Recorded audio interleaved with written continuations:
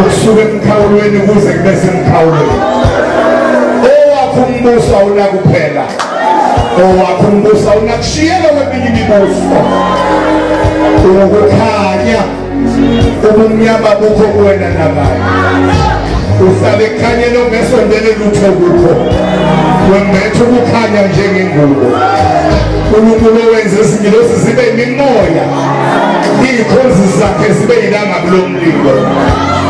Uthembekile wena ezithembisweni zakho zonke, nokwazi iziningi kangakanani, kepha kuwena zonke zinguyebo, futhi kuwena zonke zingu-amen. Uyafuna kungavani lutho,